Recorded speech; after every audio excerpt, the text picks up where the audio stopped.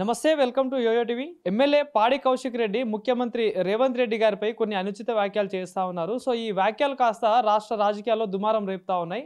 So మరి దీనిపై Congress party ఎట్లా స్పందిస్తూ ఉన్నారు అని మాట్లాడించే ప్రయత్నం చేద్దాం. మనతో పాటు మాట్లాడడానికి Congress party fire brand senior నాయకురాలు ఆర్యవైశ్య కార్పొరేషన్ చైర్మన్ కల్వ సుజాత గారు ఉన్నారు. మేడం నమస్తే.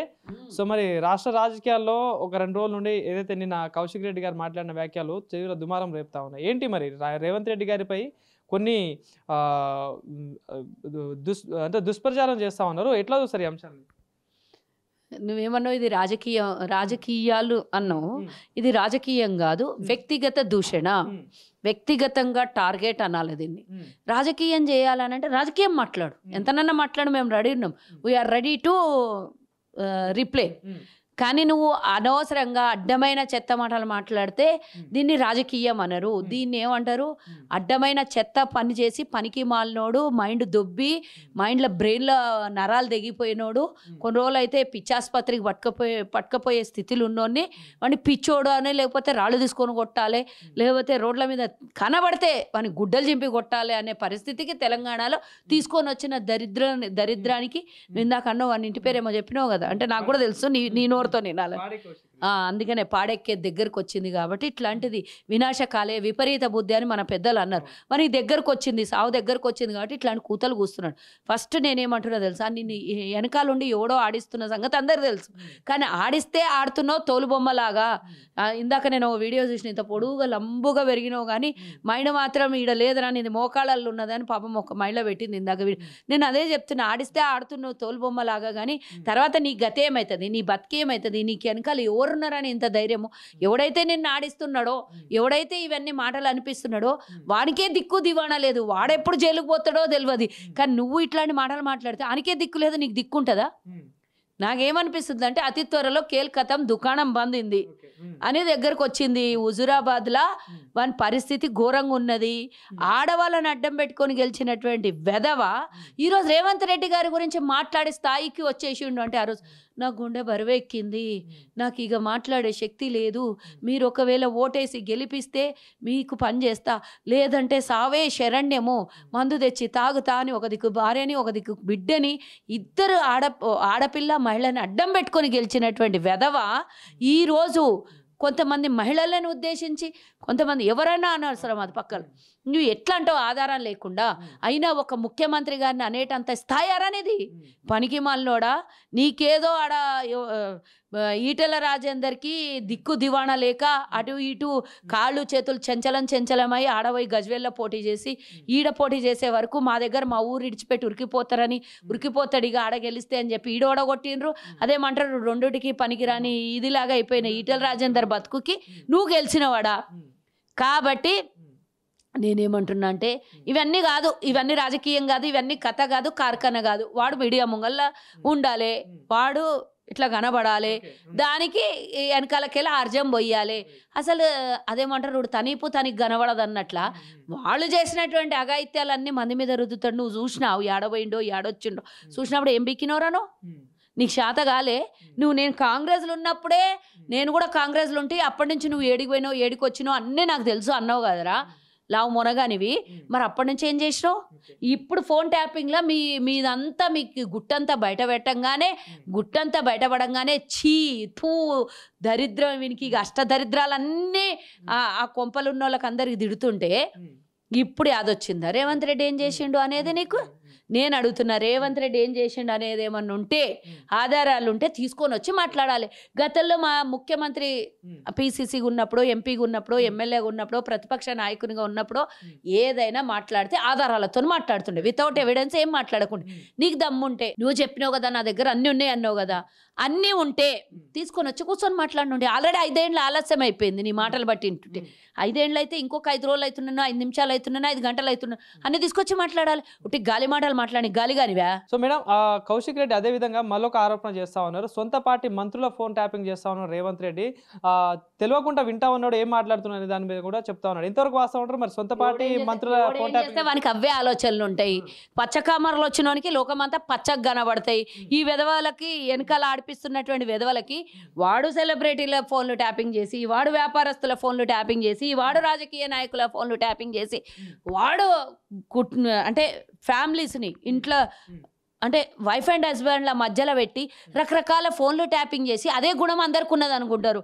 తను ఇందాక చెప్పినా కదా, తనిపు తనకు కనబడదని. ఈ విధవ వాడికి తిట్టాల్సింది పోయి నాకు అనిపిస్తుంది ఏంటంటే కేటీఆర్ మీద ఉన్న కషంతా పేరు మార్చి రేవంత్ రెడ్డిని తిట్టిండేమో అనిపిస్తుంది నాకు. కేటీఆర్ని తిట్టాలనుకున్నట్టున్నాడు. ఒరే వెధవా సచ్చుదద్దమ్మా, నీ పార్టీలో ఉండి సచ్చినందుకు నాకు ఈ కర్మరా బాబు, నేను నిన్ను తిట్టాలనుకొని రేవంత్ రెడ్డి గారి పేరు పెట్టి తిడుతున్నారా? నువ్వు ఆడోళ్ళని ఇడవలేవు, లేకపోతే మా కుటుంబంలో కూడా ఎవరెవరిని ట్యాప్ చేసి సచ్చినవో, నువ్వు నీ పెళ్ళాన్ని ఇడవలేవు, నీ చెల్లెల్ని ఇడవలేవు, నీ బావని ఇడవలేవు, ఎవ్వని మీద ఇడవలేవు, అనుమానం ఉన్న రోగివి నువ్వు. కాబట్టి కేటీఆర్ని తిట్టాలనుకున్న మాటలన్నీ రేవంత్ రెడ్డి మీద వేసి తిట్టిండేమో అనిపిస్తుంది. గతంలో మనం చూసినాం కదా, వాళ్ళది ఒక సబ్స్క్రైబ్స్ వచ్చింది ఒకటి, అలా మార్ఫింగ్ వీడియోలు అన్నీ పెడతారు కదా. గట్లనే ఎవరో అన్నారు నాకు కూడా, వీడు కేటీఆర్ ఫామ్ హౌస్లంతా తిరుగుతాడు, ఇన్ని మంది సెలబ్రిటీలు. మా కొండ సురేఖకు అప్పుడు అందుకే చెప్పింది కదా, ఆమె చెప్పిందే ఇప్పుడు ప్రభాకర్ రావు చెప్పిండు కదా ఎవరెవరు ఫోన్లు ట్యాపింగ్ చేసిండని. అప్పుడు పాపం కొండ సురేఖ అక్కని బాగా టార్గెట్ చేసి ఇష్టం వచ్చినట్ల ఆమె మీద ట్రోల్ చేసిరు, పోయి ఆమె మీద డిఫామేషన్ సూట్ వేసిండ్రు, అన్నీ చేసిండ్రు. కానీ ఇప్పుడు ఎందుకో నోరులేస్తలేదు. ప్రభాకర్ రావు చెప్పిన మాటలన్నీ తప్పు అని ఏమన్నా అన్నాడా బయటకు వచ్చి కేటీఆర్ గారు? అనలేదు కదా. అంటే మౌనం అంగీకారం అన్నట్టే కదా. కాబట్టి అరే దరిద్రుడా, నీ పార్టీలో ఉన్నందుకు మాకు ఈ దరిద్రం పుట్టుకున్నదిరా అని చెప్పి వాడిని తిట్టే బదులు రేవంత్ రెడ్డిని తిట్టిండేమో అనిపిస్తుంది నాకు. సో నిన్న ఢిల్లీలో రేవంత్ రెడ్డి గారు మాట్లాడిన దాని అంశం కూడా కేటీఆర్ మళ్ళీ సవాల్ విసురుతా ఉన్నారు. ఏదైతే సోనియా గాంధీ గారు ఇచ్చిన లెటరు అది ఆస్కర్ అవార్డు కాదు, భాస్కర్ అవార్డు లాంటిది ఇవ్వాల్సింది రేవంత్ రెడ్డికి అని మాట్లాడుతున్నారు. ఏం చెప్తారు మేడం? నీకు గౌరవం లేదు. తెలంగాణ ఇచ్చిన సోనియా గాంధీ గారికే నువ్వు అమ్మ బొమ్మ నన్ను. మీ నాయన అసెంబ్లీ సాక్షిగానే సోనియా గాంధీ ఇనిషియేటివ్ వల్ల వచ్చింది. కాంగ్రెస్ పార్టీ తీసుకున్నటువంటి నిర్ణయమే ఈరోజు తెలంగాణ రావడానికి కారణమని చెప్పినా కూడా మీ నాయన మీద గౌరవం లేదు, నువ్వు సోనియా గాంధీని తిట్టిను. మీ నాయన సోనియా గాంధీకి ఢిల్లీలో మాట ఇచ్చి ఏరోప్లేన్లకి వెళ్ళి దిగంగానే తెలంగాణ వచ్చిందని అందరు పబ్లిక్ చూడంగానే ఇచ్చిన కాంగ్రెస్తో మాకేం పని, మేము ఒంటరిగా గెలుస్తామని చెప్పి తడిగుడ్డతో గొంతు కోసినటువంటి మీరు ఇట్లాంటి దొంగలు కాబట్టే రేవంత్ రెడ్డి గారికి సోనియా గాంధీ ఒక్క మాట అయినా ఆస్కార్ అవార్డు లాగా కనబడింది. నువ్వు తడిగుడ్డ పెట్టి గొంతు కోసేటోని కాబట్టి సోనియా గాంధీ గారి మాట అంటే నీకు విలువ లేదు. తెలంగాణ ఇచ్చినటువంటి తల్లి మాట అనేది మాకు విలువ ఉన్నది, మా పార్టీకి విలువ ఉన్నది. ఈరోజు మేము అధికారంలో ఉన్నాము అని అంటే తెలంగాణ ప్రజలు ఇచ్చినటువంటి ఆశీర్వాదము, కాంగ్రెస్ తెలంగాణని ఇచ్చినటువంటి ఆశీర్వాదం సోనియా గాంధీది. కాబట్టి తన మీద మాకు రుణం ఉన్నది. వారు ఒక్క మాటలోనే చెప్పగానే చెప్పారు రేవంత్ రెడ్డి గారికి రిప్లై ఇచ్చారు కదా రమ్మని మీటింగ్ అని. అంటే బ్లెస్ చేస్తూ మీటింగ్కి నేను అనివార్య కారణాల వల్ల రాలేకపోతున్నా అని లెటర్ రాయాల్సిన అవసరం లేదు కదా. ఆమె ఒకనాడు ఆమె ఏఐసిసి అధ్యక్షురాలు, ఇందిరాగాంధీ కోడలు, రాహుల్ గాంధీ తల్లి, రాజీవ్ గాంధీ భార్య, ఇన్ని చరిత్రలు ఉన్నటువంటి ఆ కుటుంబము ఈరోజు దేశం మొత్తం 29 రాష్ట్రాలకు వాళ్ళు ఏఐసిసి అంటే కాంగ్రెస్ పార్టీకి అదే నాయకులు. దేశానికి స్వతంత్రం తెచ్చిన పార్టీ మాది, మాకు రెస్పెక్ట్ ఉంది. మా పార్టీలో ముఖ్యమంత్రి ఉన్నటువంటి రేవంత్ రెడ్డి గారికి ఆ ఫీలింగ్ అనేది ఆస్కార్ అవార్డు కన్నా ఎక్కువ కనబడింది. ఒక తల్లి బిడ్డల్ని ఆశీర్వదించిన, ఒక తల్లి బిడ్డని మెచ్చుకున్నా అది ఆస్కార్ అవార్డు అవసరం లేదు. తల్లి మెచ్చుకుంటే బిడ్డలకి అదే అవార్డు. సో నిన్న ఒక సభలో మాట్లాడుతూ కూడా కేటీఆర్ గారు కాంగ్రెస్ ప్రభుత్వాన్ని కొన్ని విధాలుగా దూషిస్తా ఉన్నారు. సో కాంగ్రెస్ ప్రభుత్వంలో మళ్ళీ పాత రోజులు వచ్చాయి, రైతులు యూరియాల కోసం చెప్పుల లైన్లో పెట్టి నిలబడతా ఉన్నారు, రాబోయే రోజుల్లో అదే చెప్పుల దండలు కాంగ్రెస్ ప్రభుత్వంపై వేస్తూ ఉంటారు కేటీఆర్ సవాల్ విసురుతా ఉన్నారు. వాళ్ళు అయ్యేలాగానా ఒక అద్భుతమైన నేను నిర్ణయం తీసుకొని పోతున్నా. 33 లక్షల టన్నులు 3.5 లక్షల టన్నుల ఎరువు పూర్తిగా ఉచితంగా ఇస్తా అన్నాడు. దొంగ అడబెట్టుకున్నాడు, మొహం అడగమని చెప్పు. వాళ్ళు అయ్యింది ₹1 ఉచితంగా ఇచ్చిండా? బ్లాక్లో అమ్ముకొని సచ్చింది. ఈరోజు బ్లాక్లో అమ్ముకుంటున్నాను కూడా రేవంత్ రెడ్డి గారు మొన్న కలెక్టర్ కలెక్టర్ల మీటింగ్ పెట్టి 20-25% ఎవడైతే స్కామ్ చేస్తున్నారో ఇలా వాళ్ళని కూడా బయటికి తీసి ఆఫీసర్లను నియమించిండు. ఎక్కడైతే కొరత ఉన్నదో అక్కడికి పూర్తిగా ఫుల్ఫిల్ చేయమని చెప్పేసి ఒక ముఖ్యమంత్రి గారు రివ్యూ మీటింగ్ పెట్టి ప్రతి చిన్న విషయాన్ని కూడా అబ్జర్వ్ చేస్తున్నారు. ఎక్కడ కొరత ఉండొద్దు ఏముండదని. మీలాగా దరిద్రుల్లాగా అంత మీడియాని గుప్పిట్లో పెట్టుకొని పోలీస్ వ్యవస్థను గుప్పిట్లో పెట్టుకొని మీరు చేసిన అరాచకాలు 10 ఏళ్ళు బయటికి రాకుండా కాపాడుకున్నటువంటి దొంగలు మీరు. మేము ఏది చేసినా ఏది చెయ్యాలనుకున్నా ప్రజలు ఏమి మాట్లాడినా మేము ఓపెన్గా ఉంటాం. వాళ్ళకి స్వేచ్ఛనిచ్చినాం. ఈరోజు చెప్పులు పెట్టిండ్రు అంటే కొరత. ఎందుకంటే మా కేంద్రం నుంచి రావాల్సినటువంటి రాక కొరత. అది తెలియదా ఈ దొంగకి? యూరియా వచ్చేది ఎక్కడి నుంచి వస్తుంది? మరి అదేదో వాళ్ళకనాలే, మమ్మల్ని అంటే ఎక్కడ వస్తుంది? మేము కొరత లేకుండా చూసుకోవాలని ప్రభుత్వం పూర్తిగా ఆదేశాలు ఇచ్చింది ఆఫీసర్లకు, అధికారులకు, కలెక్టర్లకి. మేము ఎక్కడ కూడా కొరత ఉంచాలనుకోవట్లేదు. ఇవ్వాల్సిందే ఇస్తూనే ఉన్నాం. అన్నం పెట్టేటోళ్ళం కంచెల్లో పెట్టినాక గింత తక్కువ పడుతుందని దాచేసుకుంటామా? పూర్తిగా కడుపు నిండా పెడతాం కదా. మాకు తెలుసు మీలాగా యూరియాలు అమ్ముకునే రకం మాది కాదు, మీలాగా దొంగకోళ్ళు పట్టే రకం మాది కాదు. మేము ప్రజల సేవ చేస్తున్నాము. ప్రజలకి ఈరోజు మీరు వచ్చిన తర్వాత మొత్తం సబ్సిడీలు ఎత్తేసిండ్రి రైతులకి. మేము ఈరోజు డ్రిప్కి ఇస్తున్నాం సబ్సిడీ, విత్తనాల మీద ఇస్తున్నాం, పనిముట్ల మీద ఇస్తున్నాం, మేము మందుల మీద సబ్సిడీ ఇస్తున్నాం. మీరు అన్నీ ఎత్తేసింటారు కదా. మాకు మీకు నక్కకు నాగలోకంకు ఆకాశానికి భూమికి ఉన్నంత తేడా ఉంటుంది.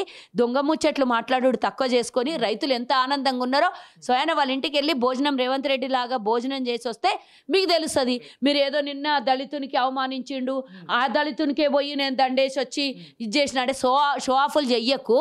ఇంటి దగ్గరికి పెద్ద పెద్ద నాయకుల్ని రానియనటువంటి బతుకులు మీవి. గేటు కాడ చనిపోయినటువంటి గద్దర్ని 3 గంటలు కూసబెట్టిన బతుకులు మీవి. ఈరోజు నీ రాజకీయం కోసము ఎవరింటికో పోయి వాళ్ళ ఇంట్లో కూసోని వాళ్ళకి సన్మానం చేసినాడు కాదు. రైతులకు బేడీలేసిన రోజులు మర్చిపోకు, దళితులను ఎన్కౌంటర్ చేసిన రోజులు మర్చిపోకు. నేను ఇంత తీస్తే ఇంత చరిత్ర చెప్తా. నా దగ్గర మస్తు చరిత్ర ఉన్నది. ఆ కుటుంబం 10 ఏళ్ళు తెలంగాణకు చేసిన దోపిడీకి మస్తు చరిత్ర నా దగ్గర చెప్పాలనుకుంటే. రాష్ట్రంలో ఇంకోటి అంశం చర్చనీయాంశంగా మారుతా ఉంది. బీసీ కులగణన అనేది రాష్ట్రం అంతటా అవుతా ఉంది. కాంగ్రెస్ ప్రభుత్వం ఆమోదం తెలిపింది, అసెంబ్లీలో అయిపోయింది. అదంతా ఇప్పుడు సెంట్రల్ ఆర్డినెన్స్ కూడా తీసుకొచ్చి, కానీ దీనిపై కవిత గారు పోరాడుతా ఉన్నారు. గతంలో 56% ఉన్నారు బీసీ కులగణన 42 ఎట్లా అయిందని చెప్పేసి అంటా ఉంది. ఏం చెప్తారు? ఏంటండి అంటే గతంలో 56% ఉన్న బీసీల సంఖ్య ఇప్పుడు 42కి ఎట్లా చెప్పి గుర్తున్నదా? 56% అని మొన్న ఢిల్లీలో కూర్చొని ప్రెస్ మీట్ పెట్టినప్పుడు చెప్పారు. కానీ రిజర్వేషన్ అనేది 100% రాదు, అందరికి తెలిసినటువంటి విషయమే. అయినా కానీ ఒక్కడి గుర్తుంచుకోవాలి, కవితమ్మ వాళ్ళ ఇందాకనేమో పాడి కౌశిక్ గారు కేటీఆర్ కడగాల్సినవన్నీ రేవంత్ రెడ్డి మీద అన్నాడు. ఇప్పుడు కవితమ్మ వాళ్ళ నాయన కడగాల్సినవన్నీ మళ్ళీ కాంగ్రెస్ మీద అడుగుతుంది. అంటే వీళ్ళ ఇంట్లో ఎట్లా అంటే తోలుబొమ్మల ఆట, 4 స్తంభాల ఆట, కూలిపోయే ఇండ్లు, పేకమేడల ఆట ఉంటాయి వీళ్ళవి. కవితమ్మ ఎవరిని అడగాలి? మీ నాయన 33% ఉన్న బీసీ రిజర్వేషన్ని 22% పడేసి చివరిగా ఇచ్చింది 18%. అందులో 4% మైనార్టీలు తీసేస్తే ఇచ్చింది 18%. మీరు మీ నాయన కడగాల్సిన ప్రశ్నలు నువ్వు మమ్మల్ని అడిగితే ఎట్లమ్మా? ఈరోజు ఆర్డినెన్స్ జారీ చేసినాం, కమిటీలో పాస్ చేసుకున్నాం, క్యాబినెట్లో పాస్ చేసుకున్నాం, బిల్లు అసెంబ్లీలో పెట్టి పాస్ చేసుకున్నాం, ఢిల్లీలో పోయి కూర్చున్నాం. ఈరోజు రాహుల్ గాంధీ గారు నిన్న ఓబీసీ మీద ఖర్గే గారు, ప్రియాంక గారు దేశం మొత్తం ఉన్నటువంటి ఓబీసీలని బీసీలని అందరినీ పిలిచి ఏకతాటి మీద తీసుకొని వచ్చి నిన్న స్టేడియంలో అంత పెద్ద మీటింగ్ పెట్టిండు. ఒత్తిడి తీసుకొని వస్తాం, మెడలోంచి తప్పకుండా కేంద్రంలో బిల్ పాస్ చేపిస్తాము అని మా వాళ్ళు అంత గట్టిగా ధీమా వ్యక్తం చేస్తుంటే, ఈమె గల్లీమేనయ్యే కిదర్బినయ్యే అని ఈమె వచ్చి సందెట్ల సడేమియ్య అని నేను చేసిన, నేను కొట్లాడుతున్నాను. మీ నాయన మీద ఎందుకో కొట్లాడలే? 10 ఏళ్ళు 33% నుంచి 18% పడేసినప్పుడు కొట్లాడలేదు.